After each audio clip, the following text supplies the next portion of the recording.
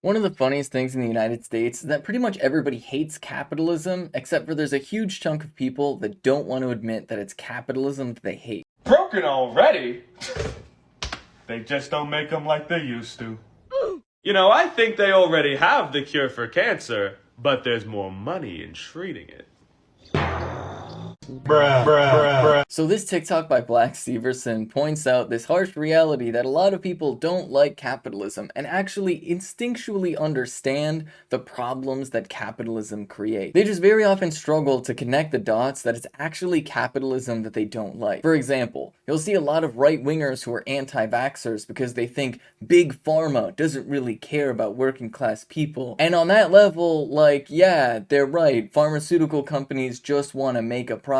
Now, granted, in the world that we live in today, the things that they're producing, for the most part, work, especially things like vaccine, because vaccines very often are mostly developed actually by the government without a profit incentive, and then the patents are handed to private companies who then profit off of it. And that's a huge problem. The problem is the profits. Like, yeah, pharmaceuticals are really, really expensive. And the profit incentive is to make pharmaceuticals that work, because then all of a sudden it's life-saving. And if you have life-saving medicine, then you can charge people basically anything for it, because their lives literally depend on it. And that is the problem. It's the same thing with planned obsolescence. People complain, oh, how come things don't work anymore? Oh, you can't get a repairman these days. Oh, this, that, or the other thing. That's capitalism too. It's a lot more profitable for them to produce things more cheaply that get used up, which is literally why capitalism is destroying the planet. Climate change is quite literally being caused right now because capitalism loves to overproduce garbage. Instead of putting a little bit more on the front end so that something can last forever, capitalists like to cheap out as much as possible, because the cheaper things are built,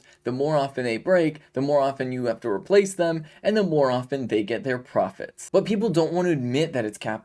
People want to say, oh, it's crony capitalism, or, it's just the wrong type of capitalism. We're going about it the wrong way. Maybe if we do this regulation or this market reform or something. But ultimately, at the end of the day, as long as there are wealthy investors that are making the decision about how to produce things in our society, the profit motive will always drive them to exploit their workers to the maximum degree they possibly can, to make the cheapest products they can so you have to replace them as much as possible, and to take whatever profits they have and turn it around into spending on politics so that they can influence the political system to make everything else work more smoothly for themselves, to deregulate things, to put workers in more tenuous positions, and to fundamentally increase their profit margins overall. And that is how capitalism is fundamentally in direct contradiction with democracy. You can't really have a real democracy when the economy, a huge part of society, is quite literally segmented off to chunks of petty dictators, because that really is what a CEO is. Fundamentally, the shareholders and CEOs are the dictators of huge chunks of our economy. And in that way, it's very much like a feudalist system, except for instead of individual capitalists having specific land that they govern, they just have segments of the economy that they're in charge of. But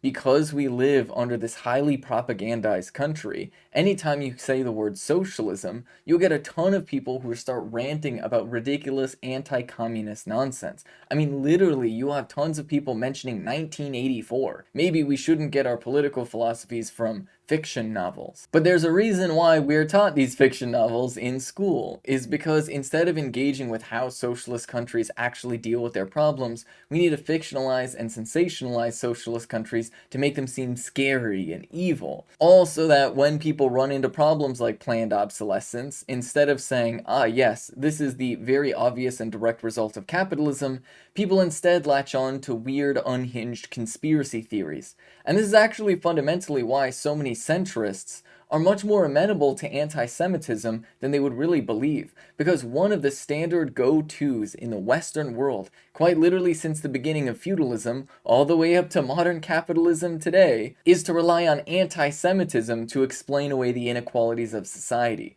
No, it couldn't be our capitalist system that's destroying things, that's tearing apart the planet and making life miserable for everybody. It couldn't possibly be the millionaires and billionaires who profit from this system. No, they invent this conspiracy theory and say that it's some sort of secret group of wealthy Jewish people or something like that. And this is quite literally something that was used during the feudal era whenever there was drought or famine or poverty. They would blame Jewish people and try to maintain the monarchy. The same thing is fundamentally happening in the United States today, where instead of addressing the core inequalities caused by capitalism, and instead of directly addressing capitalism itself, people are given conspiracy theories as an alternative. And that's why this TikTok rings so true, because fundamentally, we all see and understand how miserable capitalism is. We all know how miserable it is to live in a world where you feel like all of your time you're spending just trying to make rent so that you can survive. And we all know the feeling of having huge